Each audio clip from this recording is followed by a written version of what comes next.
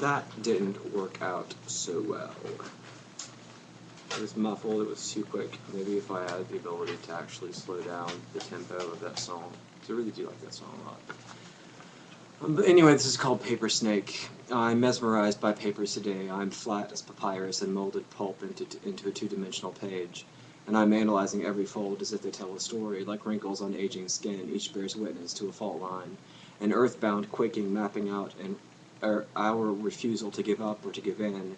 Paper is enough to bring a reason for suffocating surrounded by snakes too slothful to even shed their own skin. Fear is the catalyst, the inspiration to the reactory conflict they feel threatened by a haunted queer. God is a friend of mine, but you irrationally breed fear. The fault is at a breaking point because you may not be able to return. You might get stuck out there you might get stuck without a reassuring hug. There is only so much you can take before the burning need for more is your punishment. Be careful what you ask for, you just might get it.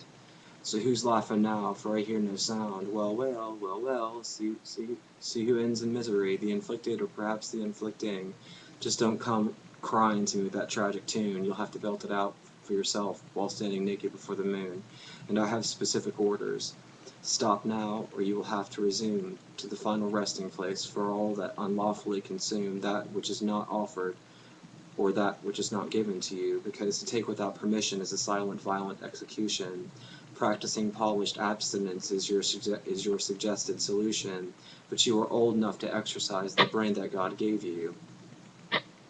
Right, well, here goes another virtue. Slither, slither with the rest, but watch the ones that bite you. I picture a display of origami in the shape of snakes, shape-shifting, slithering all day. They suffer because they are seeking only something from which they want to escape from, or hide behind. A rock, or a cave, something dark and wet, something warm then freezing to a cavernous gray. To hide behind.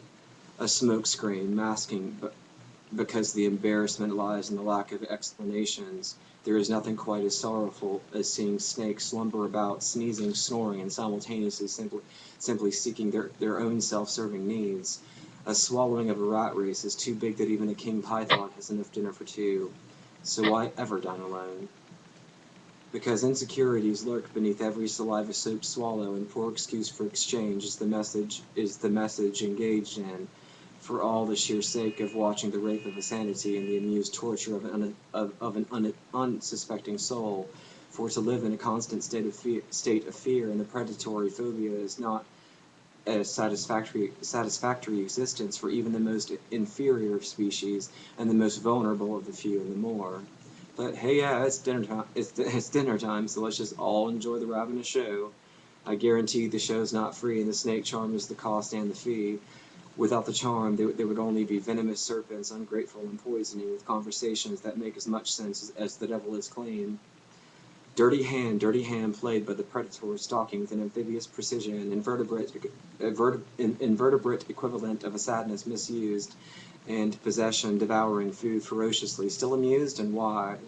Simply for a lack of better things to do? Well, do you see me running around for fun, splitting snakes in two? Perhaps I'll have to acquire a new hobby to amuse too. So sorry for the spectacle, but you aren't changing. Your shell is still where you shed it, and left your protection all alone and dejected on the tear-soaked path of an ever-morphing condition of survival methods. New shell preventing the exposure of your vulnerable interior to the elements threatening you, a supposed danger and a testament to your endurance and your fortitude. Well, would you care to place a wager? I'm not a threat, but you still panic in anger and hatred. So when will you be through?